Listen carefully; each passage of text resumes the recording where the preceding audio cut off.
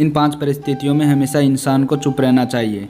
पहली स्थिति, जब तुम्हें लगे कोई तुम्हारी भावनाओं को तुम्हारे शब्दों से नहीं समझ सकता, उस समय तुम्हें चुप रहना चाहिए।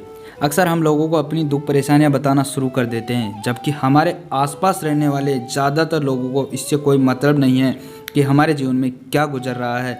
हर इंसान को केवल खुद से मतलब होता है। वह केवल खुद के बारे में बात करना चाहते हैं, वह केवल खुद की तारीफ सुनना चाहते हैं। उन्हें हमारे जीवन की परेशानी से कोई मतलब नहीं है और ना ही वह सुनना चाहते हैं। हो सकता है 1 या 2 बार वह तुम्हारी दुख भरी कहानी को सुन ले, लेकिन उसके बाद तुमसे दूर भागना शुरू कर देंगे, क्योंकि कोई भी किसी दुखी और ऐसा इंसान के साथ रहना पसंद नहीं करता।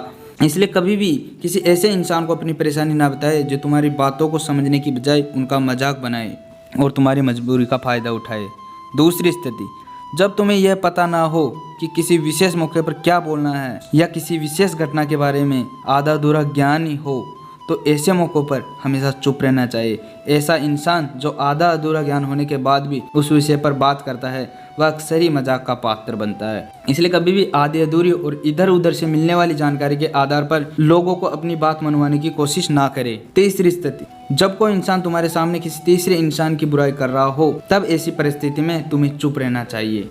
तुम्हें कभी भी ऐसी नकारात्मक बातचीत का हिस्सा नहीं बनना चाहिए, क्योंकि आज जो इंसान तुम्हारे सामने किसी तीसरे इंसान की बुराई कर रहा है, तो कल वह किसी और के सामने तुम्हारी भी बुराई करेगा।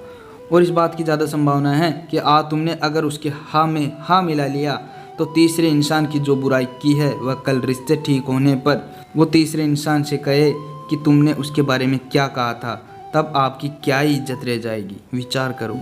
इसलिए जब भी कोई किसी तीसरे इंसान की बुराई करे या उसके गलत समय का मजाक उड़ाए, तो तुम्हें बस उसकी बातें सुन लेनी है।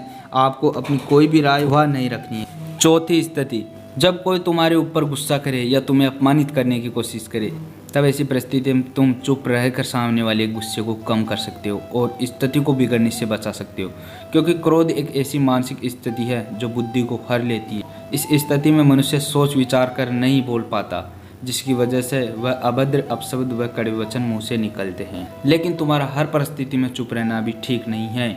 अगर कोई गलत कर रहा है तो तुम्हें उसका जवाब भी देना है, क्योंकि तुम्हारा मौन रहना सामने वालों की गलत हरकतों को बढ़ावा दे सकता है। वो तुम्हारे चुप रहने को कमजोरी समझ लेता है। अगर तुम हर जगह चुप रहने लग गए तो इसका गलत फायदा उठाया जा सकता है। हर जगह पर चुप रहना भी ठीक नहीं है। पांचवी स्थिति, जब कोई इंसान अपने जीवन की किसी दुख भरी घटना या परेशानी से गुजर रहा हो, तो तुम्हें चुप रहकर सिर्फ उसकी बातों को सुनना है। लेकिन ज़्यादातर लोग ऐसे होते हैं कि किसी ने उनके सामने अपनी समस्या सुना ही नहीं कि उनको समाधान देना शुरू कर दिया, जबकि कोई इंसान अपना समझकर ही हमसे अपनी परेशानी साझा कर रहा होता है, ना कि वो आपसे किसी सुझाव की उम्मीद से बात कर रहा होता है।